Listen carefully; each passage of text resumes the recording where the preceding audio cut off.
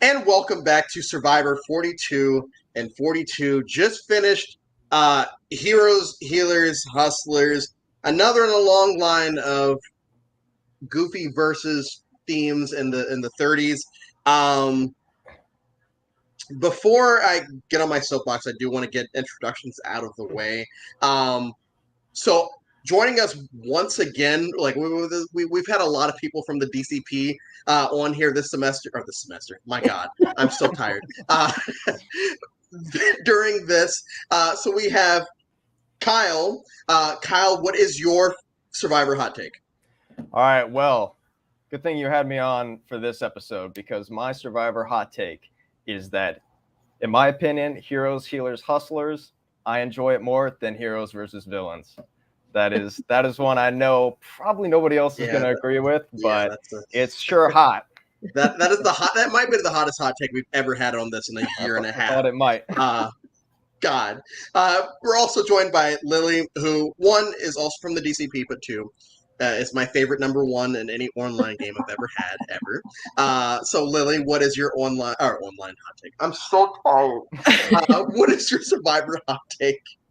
Okay, so I need to preface this by I've seen every season of Survivor, but as soon as I see a season, it like puts out of my brain.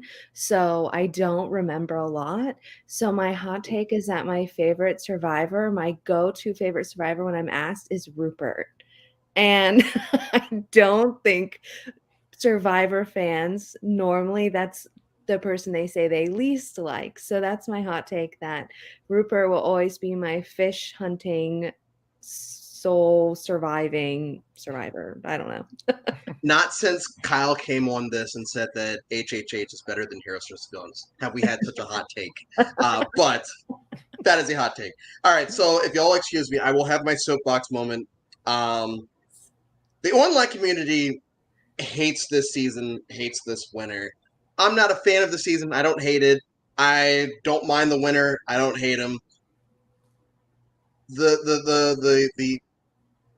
defense, the whatever that it is that they have against it is the season was rigged for Ben to win.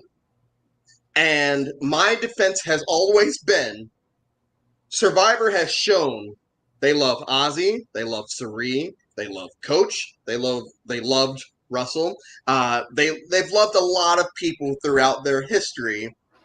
Why would they just all of a sudden decide, hey, we didn't rig it for any of these other folks. We're gonna rig it for this guy named Ben playing in his first time, when it would have been, if he had won his second time through nefarious means, I guess it would have given stock to that conspiracy theory. But the fact that so many people are online saying that it was somehow rigged because Ben was a vet and they wanted a vet to win in 2017, 2018, when that's not really, I don't even know how to describe. That's not really a thing that something would be rigged for. By comparison, as I've watched this throughout the last 35 days, Ken from season 5 Thailand, was he a firefighter or a cop? Do you remember? I think he was a cop. Okay, he was a cop in New York City during 9/11. And they didn't rig it for him. So if they're not going to rig it for someone that was fresh off of, the biggest thing since Pearl Harbor, they're not going to rig it for some jabroni named Ben in 2017 when nothing's really going on as far as America versus in that situation. So the fact that people are still very gung-ho about, they added it to the fire making challenge so that Ben would win, and they hit all these idols so that Ben would find them, when in reality Ben just got up and found these idols. Rick Devens did the same thing 2-3 seasons later, and the season wasn't rigged for him. He just got up and found them. So I understand that people don't like Ben, but people don't like other winners as well. But they didn't rig it for those people to win, so they didn't rig it for Ben to win. So stepping down now, HHH. It was a slog for me, but there were fun moments along the way. So Kyle, what is it about this season that makes it, in your eyes, better than Heroes versus Villains?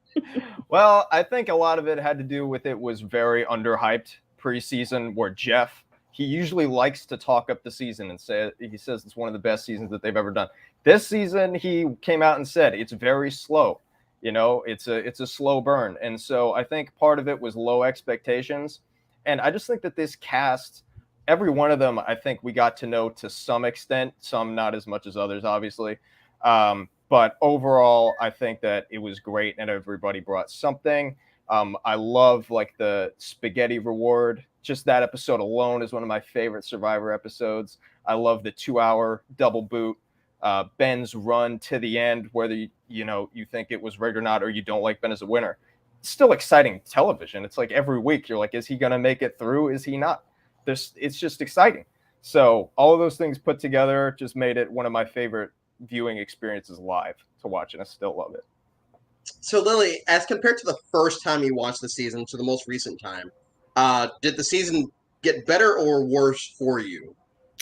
I think it actually got better. I remember like halfway through, maybe at final 8, final 7, when I got there for the second watch, I was like, I actually kind of almost adore half this cast. And really, if anybody in the final 5 in my mind would have won, I would have walked away saying they're a good winner. Where there are seasons I've watched before thinking, well, if it's not this person, then it's kind of like a wash. But I think any of the final 5 would have been great winners and representatives for this season, which makes it fun watching at the end because you're just happy.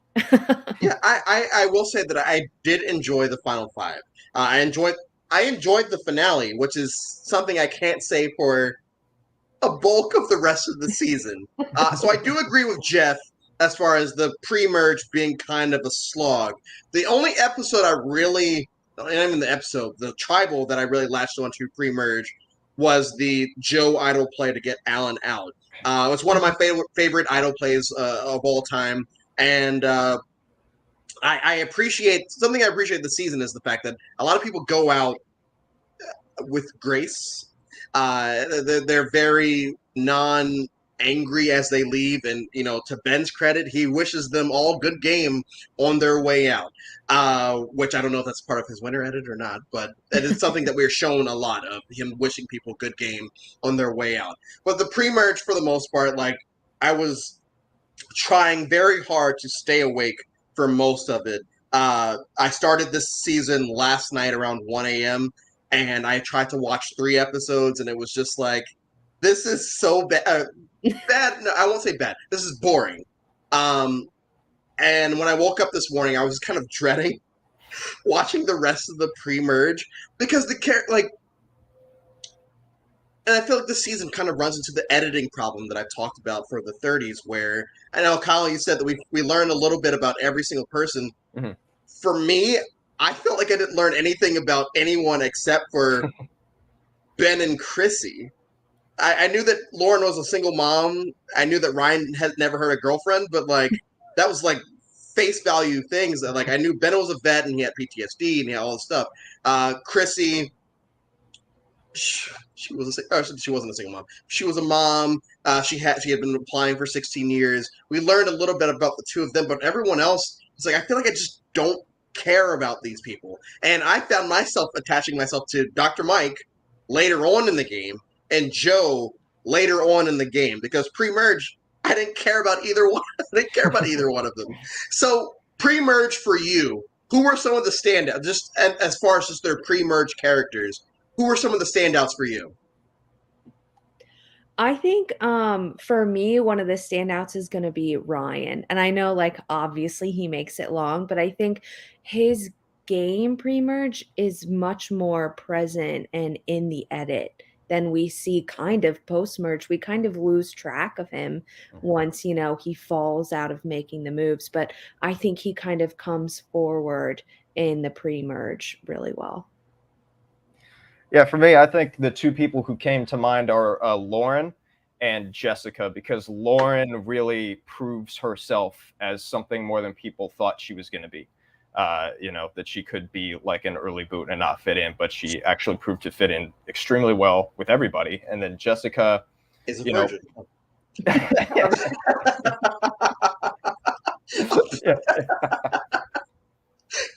I know. Sorry. Go ahead.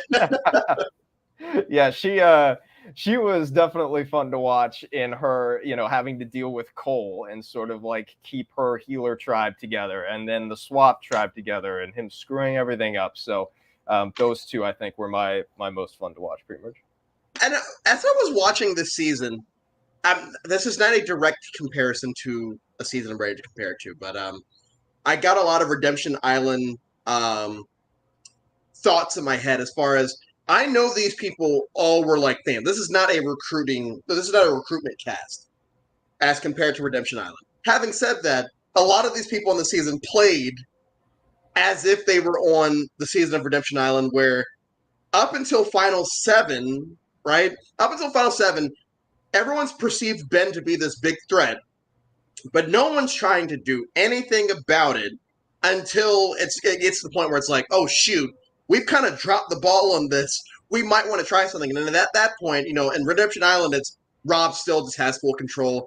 In this situation, it's Ben knows that he's going to go home every round. So, of course, he's going to get up, look for idols, and just never go home. They did it two totally different ways, but Rob was never really a target except for Merge and the end game-ish. And Ben really wasn't the target until end game-ish. Like, somehow he wasn't the target, and everyone's doing confessionals about how we need to get Ben out of the game.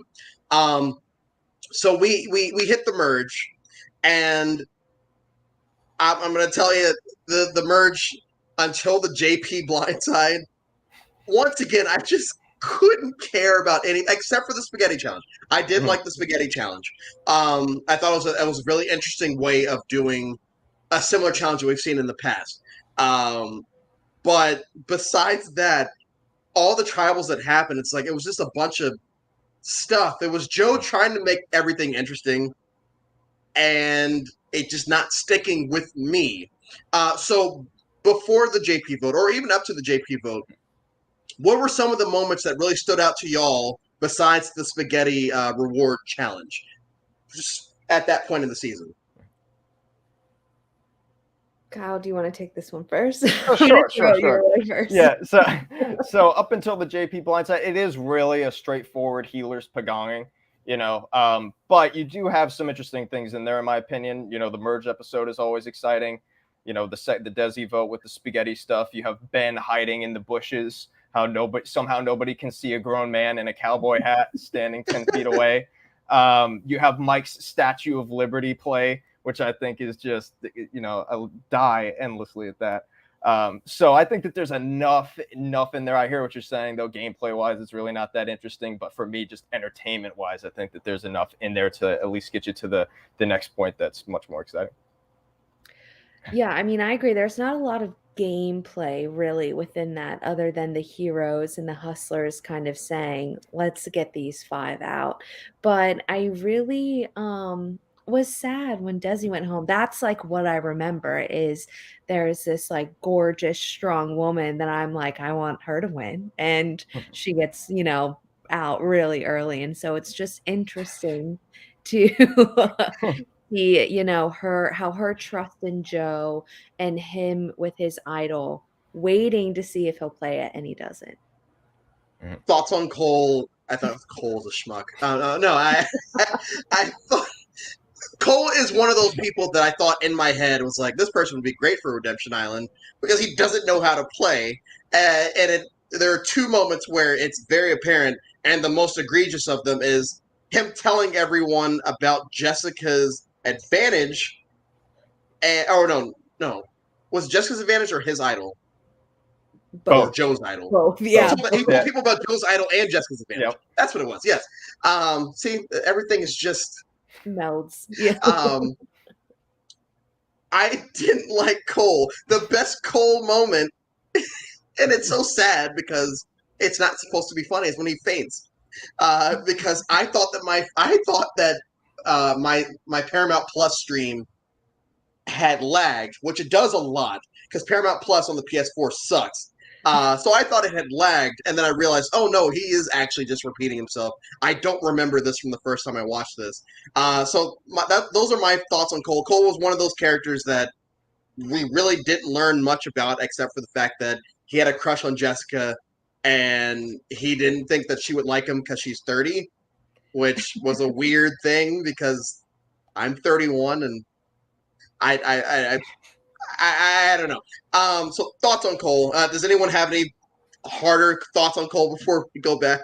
I just want to add, I think what's interesting is Ben also just spreads everyone's secrets, which is kind of Cole's detriment as well, but they do it in a different way, and it's different people's information that they just start telling people. So I think Cole was kind of a dum-dum with the information he was given, whereas Ben is also seen to kind of tell everybody's secrets, but it benefits Ben, whereas Cole's just hurts Cole. And so I think, I don't know, just that comparison is interesting to think about after seeing the whole season through. Cole seems like he would get 8th to 10th place on a season of Big Brother. Those are my thoughts on Cole. Yeah, he was just, and that's the problem with the season, is whether we enjoy these people or not,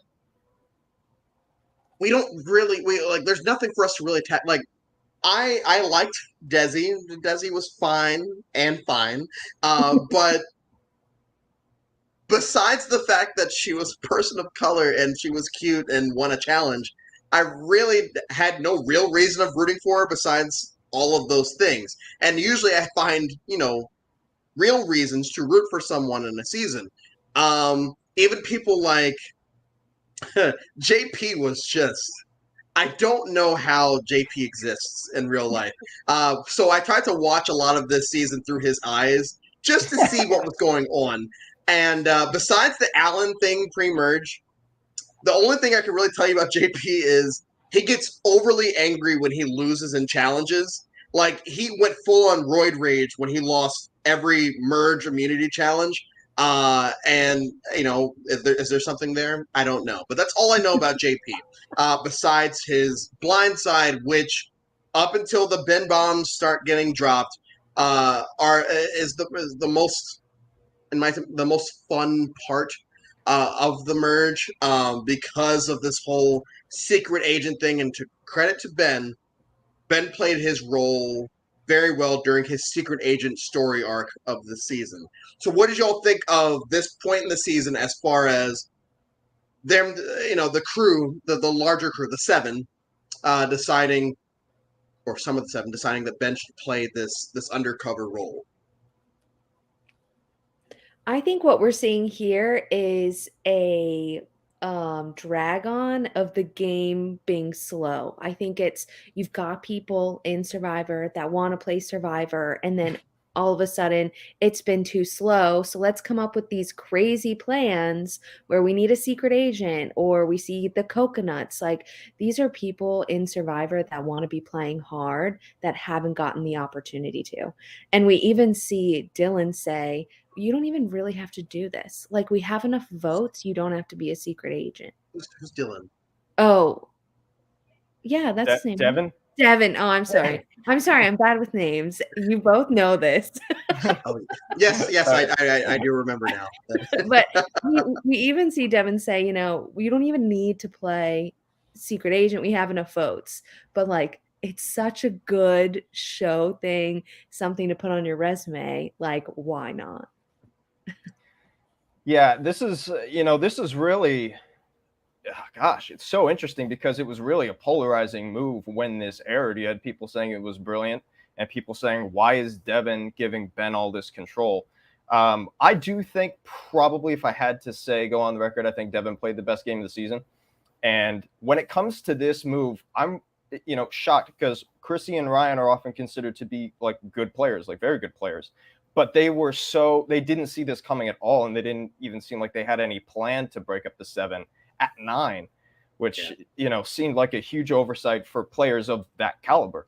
But you had such a huge target in Joe there that they were like, they could never possibly keep him around again, surely. So I think that was good that they kept Joe around for so long for that reason, number one. Number 2, giving Ben all that control makes Ben think he's in control. So had Ben not found all those idols, he could have been blindsided. At Final 8, they even talk about it, which in retrospect would have been the great time to get him out. But yeah. I do briefly want to touch on, and this is not anything to do with anything, but there seems to be the sentiment online that Joe is just supposed to be a knockoff Tony, and I've seen this season 2.5 times now. There's one time I tried to watch it again and that didn't work. And I never got Tony vibes from Joe except for the fact that he found a couple idols. But that's where the comparison ends for me. Did y'all see anything that really relates one to the other? It's all right if you just say no, because I think the answer is no. They both kind of have a villainish arc, but other than that, I mean, not really. I don't see a lot of, similarities.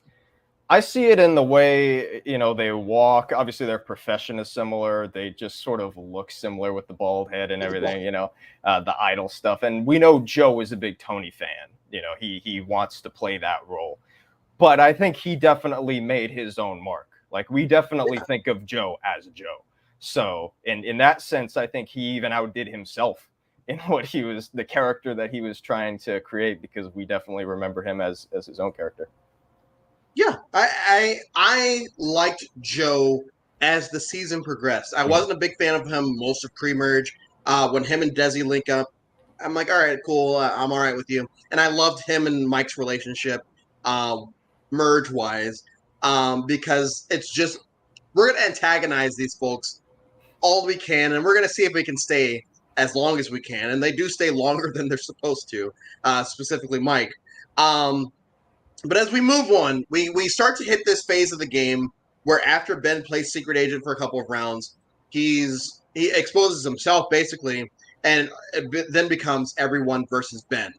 And it's very similar to everyone versus Mike Holloway and Worlds Apart, where these people don't really get a chance to socialize and strategize or whatever, because it doesn't matter if they don't find idols or win immunities, they're gone. And so I do appreciate that aspect of both of these two winners' games, because I know that everyone likes to say, if you don't social or a certain part of people just say strategize, but most people social strategize your way to the end, then you didn't really deserve it because you just played idols or you just won immunities to get your way to the end. Well, if no one is strategizing with you, and that's the only thing that you can do to get to the end, well then I'm sorry, that's kind of what I have to do. So everyone's saying that they were horrible social players. Yes, that is probably true, but in Ben's case, it's not really his fault because people wouldn't work with him, and they're saying at almost every tribal, hey, we're trying to get Ben out, or they're getting back to camp, and they're just saying, let's get Ben out. And Ben is hearing this, and it's well, why would I put in the time to work with these people when I know they're trying to get out? So once again, I'm not a Ben apologist. I'm not a Ben fan or whatever, but I do see merit in his win, like I see merit in every other winner's win, because it takes different things to win at the end of the game. So having said that, we get to the first Ben bomb, the Lauren vote out.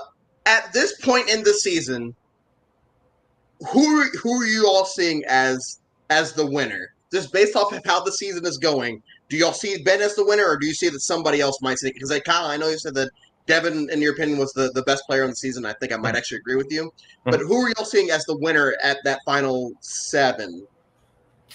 7 or 8? 7. Probably yeah. 7. I think so. Around that point, Ben's definitely getting the winners at it. It's even before that. I mean, he sure was. So it's kind of, you're like, is he going to do, it kind of seems like he's going to do this, but how exactly? So I think I did stick with him as being sort of the guy who I thought was going to end up winning. But after that, I really had no idea who was even the second. Maybe Ryan, I thought may have been the second. Okay. That's it. Yeah, I agree. I wrote that I'm a Lauren stan. I wanted her to win. Even watching it back and knowing she doesn't win, I still want her to win. Because I think if I was ever on Survivor, I would play a game like Lauren. I would get annoyed easily. I would be upfront. You know what I mean? I'd be a little abrasive at times, but I love her gameplay. And then I was sad when she gave the seashell away. So At this point, before this tribal, I was like, if Lauren can play this idol right and she can get out Ben and Chrissy, then she has a good path forward. But unfortunately, she doesn't really get it past this tribal. So Mike screwed, and adorable Mike, which all season, it's like, I know this is a grown ass man and all that, and this, but everything Mike did, I was like, oh, that's so cute. I like Mike. He's adorable. Even him tossing the thing into the fire, it's like, oh man, look at Mike's incorrigible. I love him so much. So we get rid of Lauren, who I actually really enjoyed the season, and if I have a list of people that I would want to come back from every season. Lauren is on my list for this season. I'm surprised I have a list for this season, but I do. So that goes. And before we get to the end game portion of the season, I do want to touch on something that I have written down, which is the Chrissy Ryan problem. And the Chrissy Ryan problem is, for me, it's this. I know that a lot of online fans hate Ryan. And I feel like a lot of online fans hate Ryan because he's perceived as annoying, just another in the long line of nerd archetypes that we've had and the nerd archetype we've had on the show. And it almost comes off as game body, even though I hate that phrase. It almost comes off as game body, as compared to Chrissy, who just comes off as standoffish in a lot of situations. When she's on the wrong side of votes, she is very upset, and she finally gets called out on it by Ben after I can't remember which vote it was, but Ben calls her out on it, and I feel like, and the reason I call it the problem is, I feel like if they had just tweaked something smaller in their social game, I do feel like they could have sat at the end and done better votes wise than what they actually did. Because I do feel like they both played good to great games, and I do feel like they did well enough at the final tribal that they could have warranted more votes. But what did y'all think of Chrissy and Ryan? We'll have Kyle talk about Chrissy. We'll have Lily talk about Ryan. Okay. I think Chrissy is like a lot of other players this season in that I think a lot of them are maybe one tweak away from being like a really great player. Like they have a lot of great aspects about them, but with Chrissy, it's like the social game where I think she maybe might think that people want to align with her too much, right? Where it's like everybody will want to work with me. So I just don't need to worry about being in danger. So you said, her being upset that she's on the wrong side of the vote, I think she just got caught up in the game. I think by that point she was just frustrated, thinking that she could be next. So, that's probably just an element of the game that happens. And I think it affected her, though, in terms of her chances to win. Yeah, with Ryan, I think, again, as I mentioned earlier, we see him pre-merge. He has a great pulse on his tribe. He kind of understands the dynamics. And I think once the rug gets pulled out from under him, his reaction is to observe and not really engage and to try to stay under the radar. And that's where everybody loses him, right? He loses control of what's going on. He loses his pulse on who's talking to who. And I think had he just been a little bit more like engaging or, wanting to fix things instead of be amicable with people that had blindsided him, his game would have been much more successful because as well as he did, interacting or adjusting, adapting, if you adapt and just fly under the radar, it's hard to vocalize that in final tribal sitting next to people like Chrissy and Ben. Yes, and it really stuck out to me this time around because watching this final tribal this time around, once again, I was hoping that it would just end, but since I had to watch it, I felt myself finding myself attached to all three for like the first time all season. I felt myself attached to people, and I felt like they all gave really compelling arguments for the most part. And it's wild to me that the final vote count was in such a landslide. But the vote count also goes in bunches, like we talked about before we went live, where like the first 5 people vote the same way, 2 people in the middle vote the same way, and then Devin votes his way. And I feel like there is stock to be put into how those groups of people voted. But I do feel like there could have been a way that Chrissy and Ryan especially could have, like we all keep saying, done something differently to swing at least one vote. Maybe Ben still wins, and Ben still wins is fine. To swing a vote or 2 their way, because there is a perception online that Chrissy was robbed. And if anyone that watches this show knows, I don't believe in robbed players. You win or you lose, because you win or you lose in any sport. You win or you lose in any game. You win or lose if you're playing Survivor. So I don't feel like Chrissy was robbed, because all 3 of us have sat here and said Chrissy didn't have the best social game. And it seemed like a lot of these players were putting some stock into that. Yes, she knew a lot about these people. She knew someone's ACT score. I couldn't I don't remember who it was, but she said their ACT score. I was like, okay, you know that, but I feel like I don't know anything about you. It almost feels like you were trying to learn stuff about me so that you can sit up there and say, I know so-and-so's ACT score. And I think that is a big difference from other social players like our previous winner and Sarah, where I do feel like Sarah was trying to build these bonds with people, and they just, even though they voted for her to win, they didn't take her seriously at the final tribal. They were attacking her, saying that she wasn't actually trying to build these bonds with them, when from what we were seeing, it does seem like she was.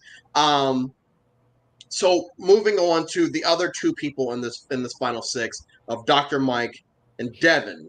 Now, with Dr. Mike, he's probably my favorite character on the season. And with Devin, the internet has deemed him Smart Fabio. Kyle has already said that Devin was probably the best player on the season. So I'll give Devin to Kyle, and I'll give Dr. Mike to Lily. Okay. Kyle, you can go first. Yeah. Okay, I'll go first. So the thing about Devin is, and I was just sitting here thinking about why exactly do I think his game is so good. And a big reason is because this season is very unique in that in the end game, the top 2 players, right, Ben and Chrissy, they place first and second. There's a point where they're immune every round, right? So when you have the top 2 players or threats being immune, logically it would go to the third. Who's that third, right? Is it Devin? I mean, probably it is, but nobody saw it that way, or he made sure that they didn't. Right. So at like final 6, he's like, I'm going to make a final 3 with Ryan and Chrissy to make sure that they know I'm with them. At the final 5, Ben has an idol, nothing I can do. I'm going to vote for Mike so that it's a tie. And then final 4, again, nothing that he can do. So I think he just makes the optimal move at every single round to make sure that he's not the one getting voted out when the top 2 threats are always immune. Yeah, I think same with Dr. Mike. Okay, so before I go into his game, I just want to say in my life, there are people I come across virtually in real life that I say I just want to tuck them into bed and give them a sandwich and make them like, and Dr. Mike is one of those for me. I can't explain what formula gets people in that category in my life, but Dr. Mike is one of them. I would give him a nice bologna and peanut butter sandwich because I think he'd like that, and put him into bed. But I think that's what he has in this game that people want to play with him. We even see throughout the merge, if somebody needs a number, they're going to mention Dr. Mike. And it's his ability to kind of joke around like we see in the coconuts part, and, his just love for the game. You can't not like him. And so when you're making a plan, it might not be voting out Dr. Mike. So let's just maybe talk about getting him in on the vote.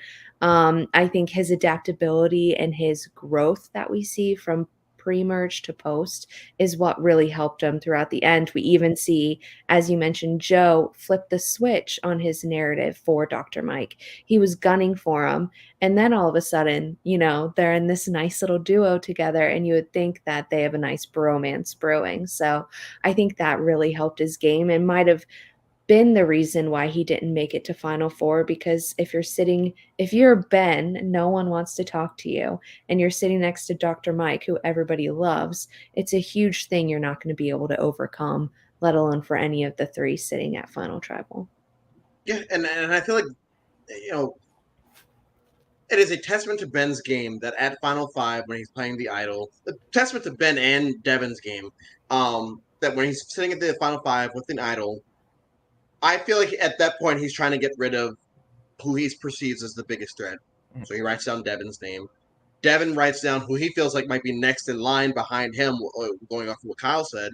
So he votes for Dr. Mike. And Devin has a confessional when they get back to camp where he says, I feel like that was $1 million decision, $1 million vote, that I threw my vote on Dr. Mike in that situation. And I do feel like if Devin sits at the end with Chrissy and Ryan, I won't sit here and say that Devin wins because we don't know.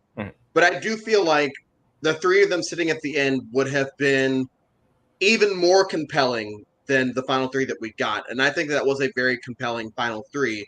What people say online or not, I think that was a very compelling final three because all three of these players are flawed enough where you don't really, unless you read the edit, you don't really know what's going to happen in this situation. Because I'll admit, when I went in the first time watching this, I thought Chrissy was going to win.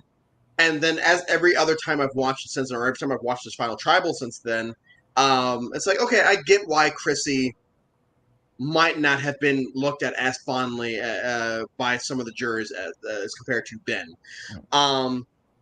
So the Final Five round happens, another Ben bomb. The sixth, though, I guess the sixth happens. Ben plays his idol before the votes are even casted, and we get to Final Four after the Final Five. I will say this.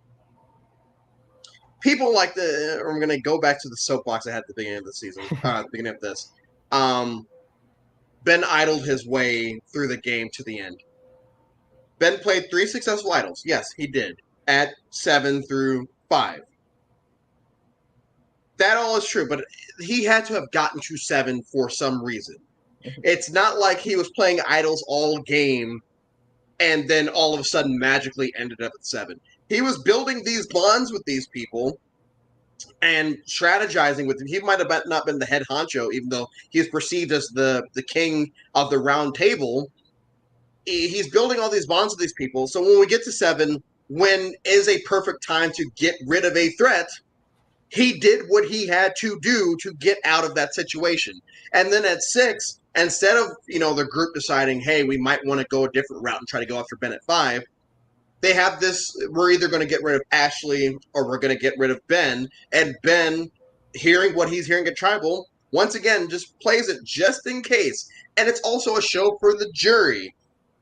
Do I think that Ben probably would have gone home that round? I don't know. What we're shown in the episode, it shows it might be Ashley, might be Mike, it might be Ben, but you never know. At Final 5, once again, he plays the idol because he has to. Even if his name wasn't on the block, people play their idols at 5 just to get them to 4. So I don't think that it was just like, his win shouldn't count because he idled his way to the end. Because he really didn't. He socialized and strategized his way to 7. He strategically played idols at 7, 6, and 5. And then, he kind of lucked out at the fire making, but we're going to get to that in a second.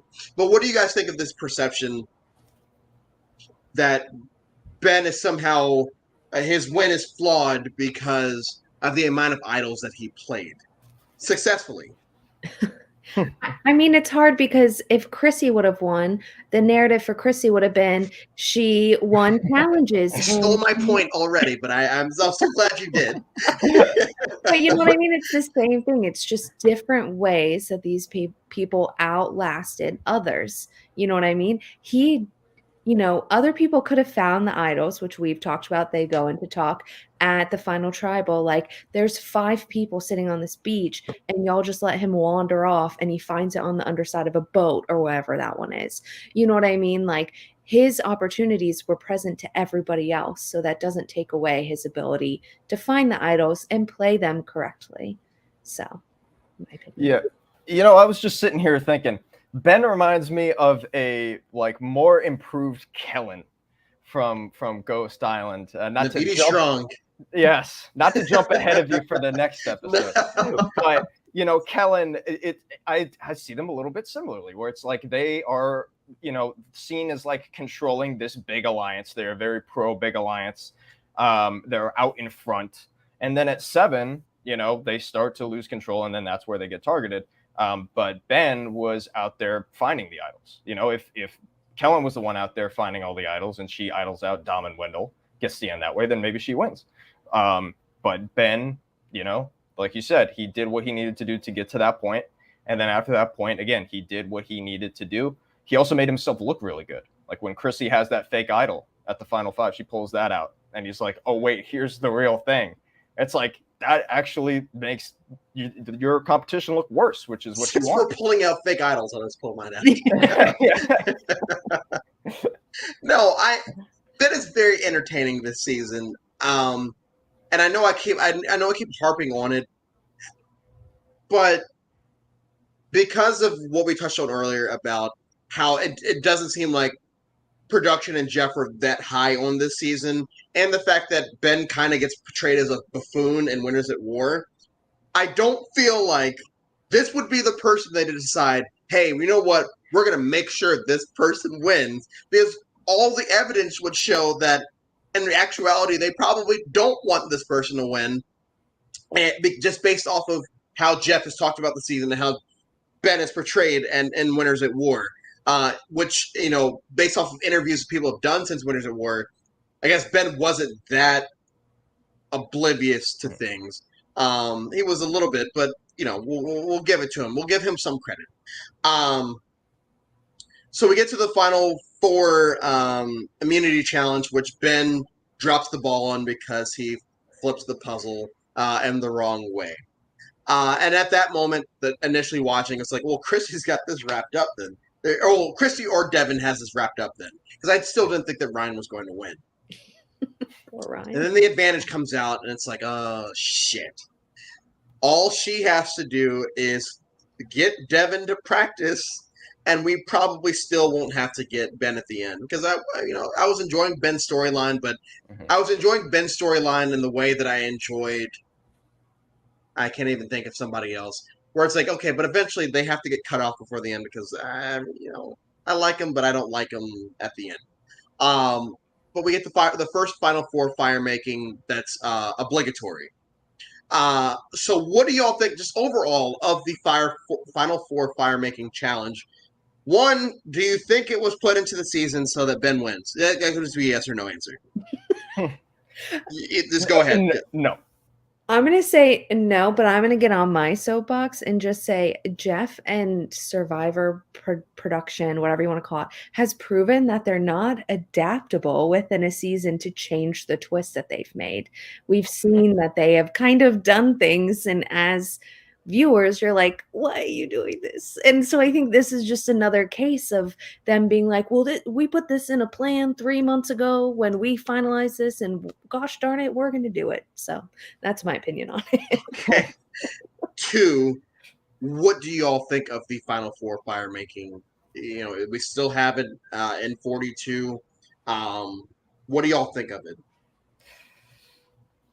When this first started, I was like into it. I was like, oh, it's exciting. We'll get more like good players to win. But then also it's like, well, hang on. If they get to the end normally, then they're also a good player, so that doesn't make any sense. But I think it's not rigged for him, but it's for someone like him, the Suri, Malcolm, David Wright, somebody like that, to get to the end and win. So that's what I think about it. And overall, I mean, it's just it is what it is at this point. But I do miss, remember when we had a challenge at the final 3 and you could actually vote somebody out then? Like, wow, those were the days. Yeah.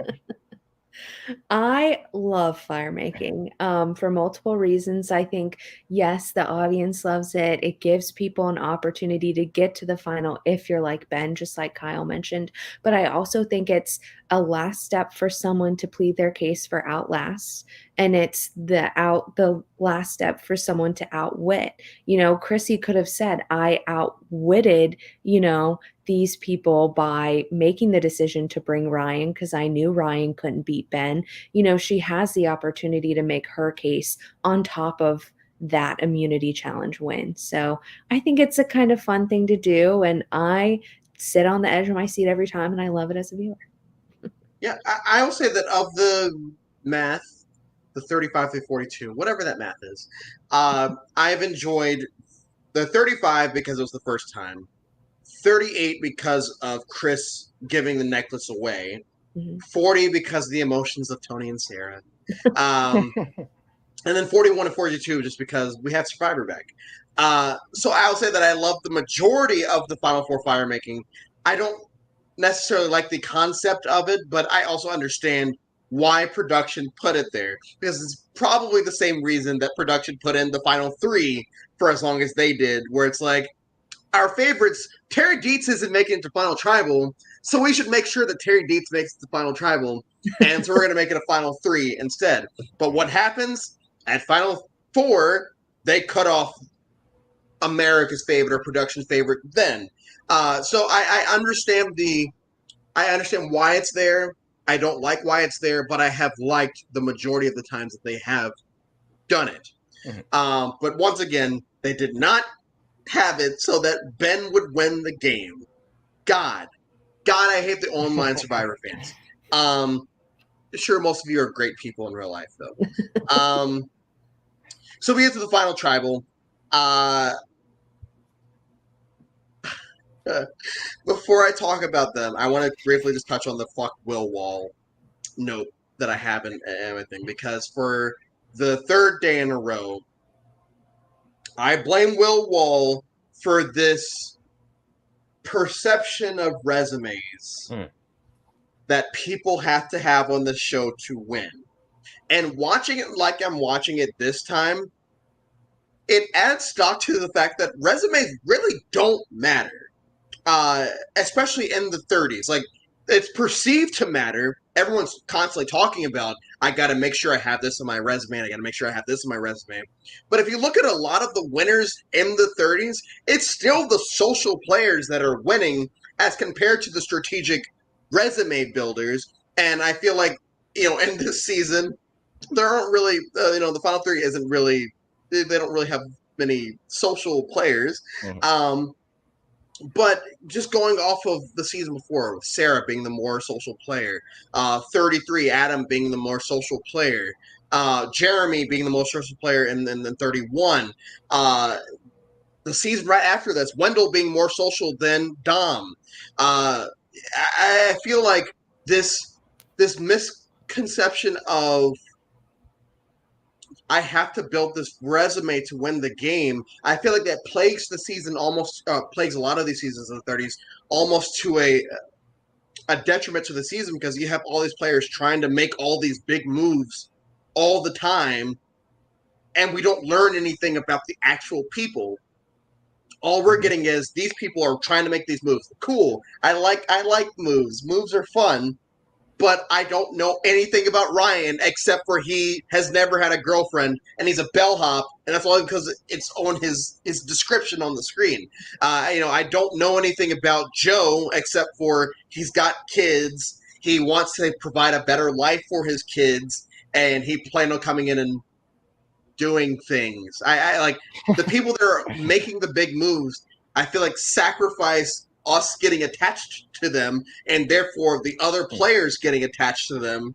And I feel like it is a detriment to their games, and it's a detriment to us as an audience, the ones that care about the social aspect. It's a detriment to us because we don't know or care about any of these people. And I know that y'all have both said that you're pretty high-ish on the season, but do you feel like you got to know a large bulk of these characters besides, just how they played? I think in this season might be kind of like you had mentioned, resume building is very strong. It's, we hear it a lot when we talk about Survivor, but I don't think that the people in this game, I think they were worried about it, but it was like, resume right now. You know what I mean? Like, we even see Mike say when he goes out was the first time he was thinking one vote ahead.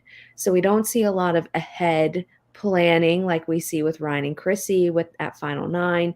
They're not thinking ahead. So I think that does kind of, there's not as much moves, which gives us time to get to know the players. I do think I walked away from this season knowing more about these people than the past two seasons I watched in 41 and 42 because they're jam packed with advantages or game twists or big moves that need the screen time versus the actual people and the conversations they're having.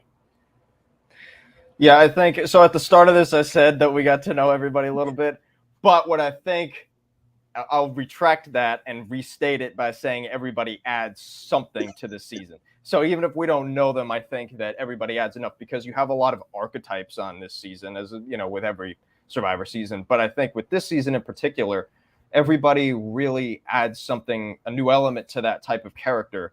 You know, I mean, look at the seasons on either side of this one, right? I mean, how much do we get to know those people? So, you know, with like Jessica, she could just be like the hot girl, but there's so much more to her. She's, you know, She's the one virgin. I know, right? I know I keep pointing it out, but like, yeah, that's what we know about Jessica. She's a virgin. that is true. Doesn't give kisses away easily. Yeah. Yeah, but I love that, you know, about her, that we got to see her like personality. You know, we get to see Lauren being like a real strategic threat, and Devin being more than just the surfer bro, and Joe making a name for himself beyond just that Tony Russell archetype. So I think for that reason in particular is why I'm such a big fan of this cast and what we got to see from them. Yeah, I